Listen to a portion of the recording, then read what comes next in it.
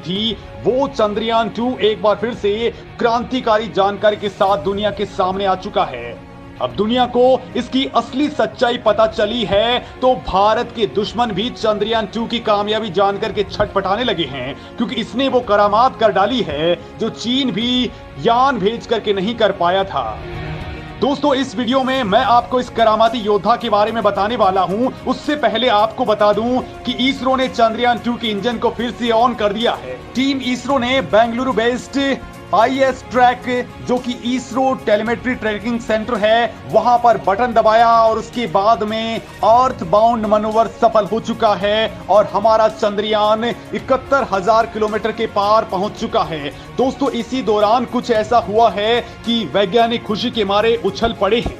दरअसल दोस्तों, हमारा चंद्रयान 2 एक बार फिर से चंद्रमा के ऊपर जिंदा हो चुका है। दोस्तों, चंद्रयान 2 के 8 उपकरणों ने ऐसी जानकारी दी है कि नासा भी इसे सुनकर के ही दंग हो चुका है, वो सन्न पड़ गया है। तो यूरोपीय स्पेस एजेंसियां भी हैरान रह गई हैं, क्योंकि दोस्तों चंद्रयान 3 के उतरने से ठीक पहले चंद्रयान 2 के ऑर्बिटर ने कुछ ऐसी इंफॉर्मेशन दी है कि आप भी नहीं बल्कि 140 करोड़ भारतीय बाग होने वाले हैं।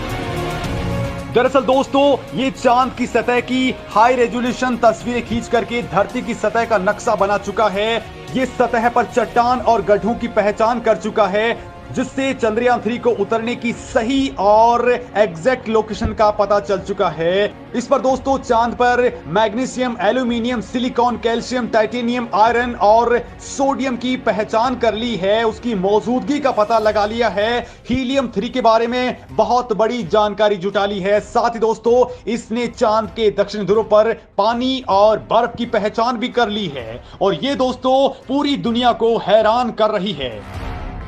दोस्तों, इसने चंद्रमा के बाहरी वातावरण को पूरी तरह से स्कैन करके सूरज की किरणों में मौजूद सोलर रेडिएशन की तीव्रता को भी माप लिया है, जो लगातार चंद्रयान 3 के अब काम आ रही है।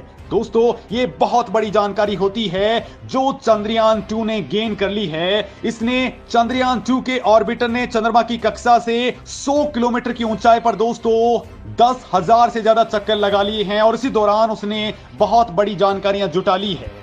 दोस्तों, साल 2008 में भेजे गए भारत के पहले चंद्रयान 1 मिशन ने दुनिया को पहली बार चांद पर पानी होने की जानकारी दी थी और अब जो जानकारी दी गई है उसने तो दोस्तों पूरी दुनिया को हक्का बक्का करके रख दिया है, क्योंकि भारत के चंद्रयान 1 और उसके बाद चंद्रयान 2 के आंकड़ों पर अमेरिकी स्पेस एजेंसी नासा ने भी मुहर लगा दी है। दोस्तों, चंद्रयान 2 को जुलाई 2019 के अंदर ही लॉन्च किया गया था और दोस्तों इसने 6 से 7 सितंबर 2019 की रात को चांद पर उतरने की कोशिश की थी, लेकिन रोवर और लैंडर सेफ लैंडिंग नहीं कर पाए। लैंडिंग से कुछ ही सेकंड्स पहले लैंडर का कंट्रोल रूम से संपर्क टूट गया और इसके बाद संपर्क की सारी कोशिशें बेकार चली गई। लेकिन दोस्तों, ये चांद की सतह पर नहीं उतर पाया, लेकिन कई ऐसी जानकारियां इसने आप दे डाली हैं जो चंद्रयान 3 के लिए पल पल साथ दे रही हैं और इसी के आधार पर वैज्ञानिक लगातार आगे बढ़ रहे हैं। ये ऑर्बिटर चांद के चारों ओर परिक्रमा करते हुए बेहद क्रांतिकारी जानकारियां दे रहा है। ऑर्बिटर ने चांद की सतह पर हाइड्रोक्सिल और पानी के अणुओं का पता लगा लिया है। दोस्तों, इस नई खोज के मुताबिक चांद की सभी प्रकार की सतहों पर हाइड्रेशन एब्जॉर्बर पाया गया है। 29 डिग्री नॉर्थ से लेकर के 62 डिग्री नॉर्थ के बीच में दोस्तों निश्चित तौर पर हाइड्रोस्टिल और पानी के संकेत मिल चुके हैं। चांद के जिस हिस्से में सूरज की रोशनी पड़ती है वहां ऐसे संकेत ज्यादा मिले हैं। और दोस्तों, बड़ी बात तो यह है कि इसरो ने भी चंद्रयान 3 को इसी जगह पर लैंड करवाने की ठानी है और इसके लिए हमारा यान तेजी के साथ में आगे बढ़ रहा है। दोस्तों, इसी के आधार पर वैज्ञानिक मान रहे हैं कि चंद्रयान 3 बहुत बड़ी खोज करने वाला है, क्योंकि दोस्तों हाइड्रोक्सिल ऑक्सीजन और हाइड्रोजन परमाणु से मिलकर के बनने वाले पानी का वो हिस्सा होता है जो हाइड्रोजन के साथ जुड़कर पानी का एक अणु बनाता है। दोस्तों, पानी बनाने के लिए हाइड्रोक्सिल ही उत्तरदायी होता है।